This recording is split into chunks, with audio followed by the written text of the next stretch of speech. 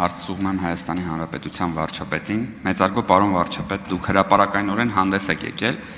վեհարանը կուսակրոնության եւ ոչ միայն կուսակրոնության իհարկե ուխտը խախտողից ազատելու կոչով, բերելով իհարկե համոզիչ հիմնավորումներով դա ամրապնդելով, հաշվի առնելով որոշ եկեղեցիականների կողմից տարիներով իրենց համար ապօրինի ինդուլգենցիա ստեղծելը եւ իհարկե աջակցելով այս գաղափարին, ես ուզում եի ճշտել, ինչպես եք պատկերացնում իրականացնել այս process, այսինքն ինչպես եք պատկերացնում գործընթացը այս։ Հարցին կպատասխանի վարչապետ Նիկոլ Փաշինյանը։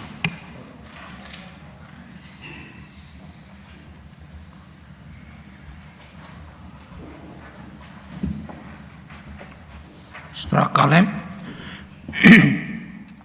Ես հարցը պատկերացնում եմ հետևյալ կերպ։ Նախ մայր աթոռում պիտի գտնվեն մարդիկ, ովքեր այնտեղ են գտնվում Աստծո օրհնությամբ։ Հայ առաքելական եկեղեցին իր կանոններում հստակ սահմանել է, թե ինչպես է Աստծո օրհնության հավաստումը, եթե կարող ենք այդպես ասել, տեղի ունենում։ Ես ելի ուզում եմ ձեզ հետևյալը մեջբերել, որ յուրաքանչյուր կուսակրոն հոգևորական կուսակրոնությունը ստանձնում է խորանի առաջ ծնկաչոք ստանձնած հետևյալ ուխտով։ Մեջբերում եմ ուխտը։ Հիմա եթե Կտրիչ Ներսիսյանի պարագայում ասենք, այդ ուխտը բառացիորեն հնչել է հետևյալ կերպ եւ ստորագրվել է։ Ես Տեր Գարեգին Աբեղա Ներսիսյանս օրհնությամբ Աստծո եւ կամոքն ազգիս հաստատ համոզմամբ հանձն եմ առնում ընդունելու կուսակրոն քահանայության կարգը։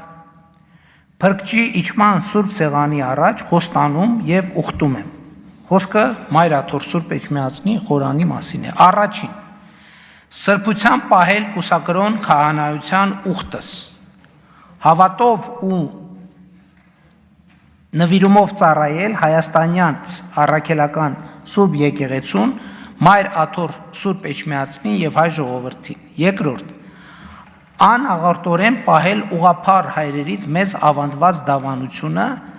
պահել եւ ուսուցանել այն մեր եկեղեցու ավանդական հավատքի համաձայն։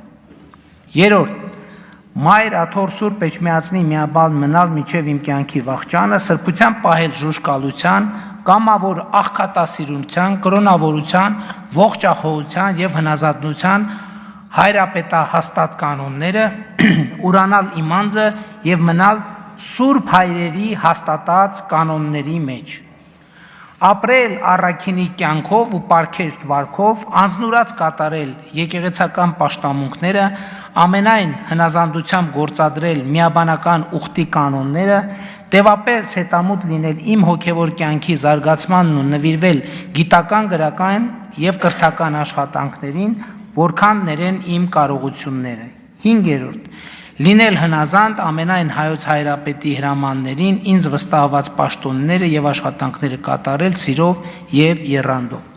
Որպես երաշխավորություն իմ այս խոստումների ստորագրում եմ սույն ուխտագիրը։ Այսինքն հիմա ինչպես ակնհայտ է, Կտրիչ Ներսիսյանը իր իսկ Մայր աթոռ Սուրբ Էջմիածնի խորանի առաջ իր ստանձնած եւ ստորագրած ուխտը խախտել է։ Հասկանում եք, նա սա նշանակում է, որ վեհարանում նրա մնալու ամեն օրը խարխլում է հայ առաքելական եկեղեցու հիմքերը, ավանդները, կանոնները, որոնց հղում է արվում այստեղ, որ արձագանքեք շարունակություն եք ասի։ Արձագանք։ Խնդրում եմ շարունակել, միջելոց երթումից դուրս է գալի, որ միայն կուսակրոնությունը չի, որ խախտվում այս ուխտում, այլև ժուժկալության եւ աղքատասիրության ուխտն էլ որ շատ մանրամասն խախտում է, բայց շարունակել։ Չէ, էլի բաներ կան, ես հիմա այդքան ժամանակն էլ քիչ է չվերլուծեմ, բայց ասենք առնվազն մի քանի կետ, բայց ես ուզում եմ ուրիշ բանի վրա էլ ուշադրություն դարձնել, որ օրինակ կարող եմ մեջ բերել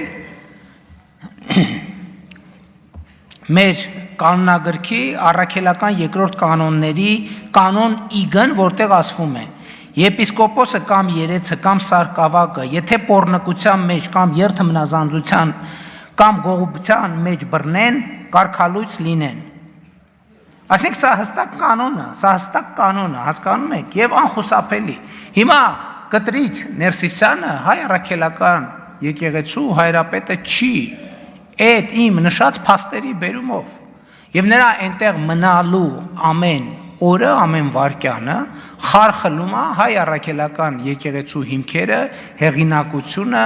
եւ այլն եւ այդպես շարունակ։ Ես պատկերացնում եմ հետեւյալ կերպ, որ մենք հայ առաքելական եկեղեցու հոգեվոր հոտը քրիստոնեական մեթոդներով պետքա ուղղակի բոլոր սրբապիղծներին դուրս տնի մայրաթորից, տենց եմ պատկերացնում, սիրով քրիստոնեաբար, բայց հետևողական։